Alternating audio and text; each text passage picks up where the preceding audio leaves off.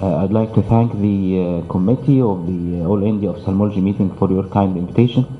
In a couple of minutes, I'll talk about the new 355 intracorneal ring for management of both central nibble keratoconus and also high myopia. This is my financial disclosure.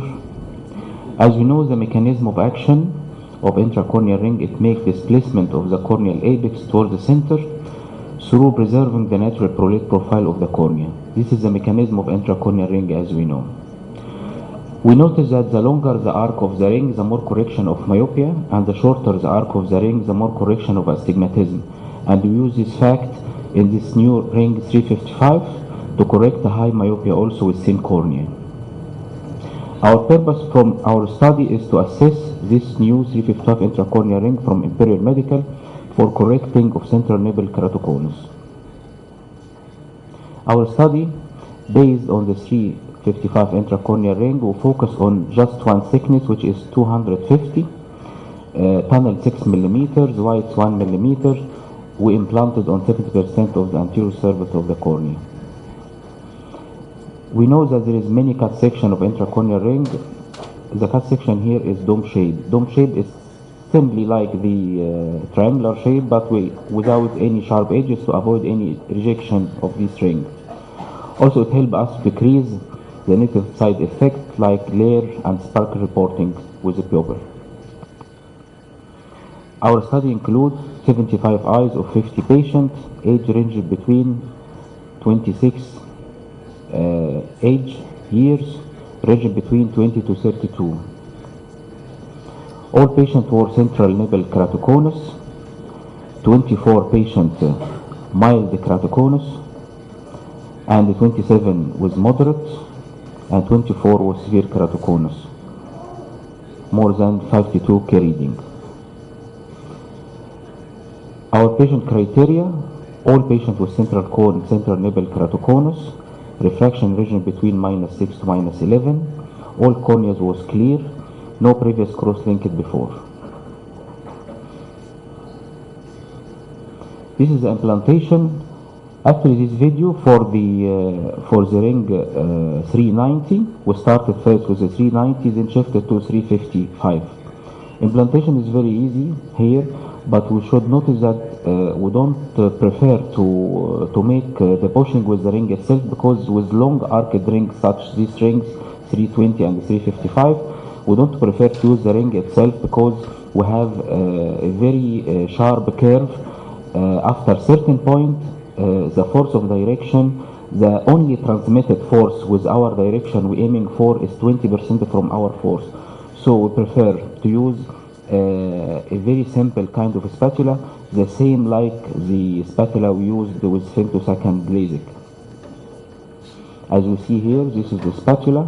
We prefer to dissect first after the femtosecond analyzation with this spatula. After that we enter the ring, especially the 355, because it is almost circle. Our main shifting to 355 is to we face many problems with myo ring. We try to avoid any touch to the center of the cornea. This is our aim of this ring. As we see here, this is a spatula. After dissection from both sides, we found that the introduction of the ring will be very easy. As you see here, this is the ring itself. We grasp it and little bit separation between the two arms, then start pushing the ring. Of course, hydration will make the entrance easier, and we recommend pushing to be from the nearest point to the incision, and don't use any force to avoid any false track. As we see, we push from the nearest point to the incision. Step by step, the ring will be entered, and we achieve very nice result, especially with thin corneas with high myopic shifting with these cases. We found that this ring, it makes central corneal flattening, so it corrects myopia. Insertion is easy. Also extension is easy if you want to exchange the ring, so it is a reversible procedure.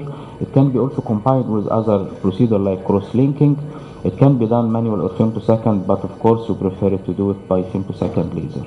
This is a photo slit lamp for the ring after insertion. This is one of the cases. Sphere was -8, cylinder -4.5, post-operative it is -1, -0.75.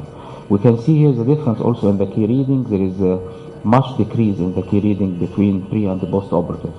And this is a different tangential map between pre and post-operative. There is no eyes lost to one line in uncorrected distant visual acuity. Also there is much reduction in the vertical coma and RMS values of high order aberration. This is the keratometric mean variation for all cases. Very important thing regarding the femtosecond laser, we should know what's the femtosecond laser we are going to use in order to make our tunnelization. Femtosecond laser is divided into two groups. Groups of them make flattening of the cornea and other group don't make flattening of the cornea. We recommend to be sure that if using one of the lasers like Zeiss or Bush and Lomb, which is not making flattening of the cornea, you should little bit decrease your diameter, because for example if we're looking for this red circle, if we are aiming or doing for circle like this with non-flattening femtosecond laser, we're aiming for the circle a little bit longer. We'll find this a problem if we want to introduce rings such 355. Also it's very important to notice centration.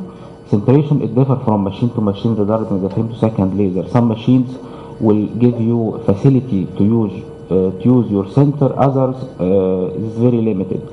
Some gives you facility to move the center after docking and some there is no. So centration is very important. Our center here is the visual axis. Also the moving of the patient itself. Some machine you can move the patient to the machine and other move the machine to the patient. You should note the nose and the limitation to avoid any suction during surgery itself.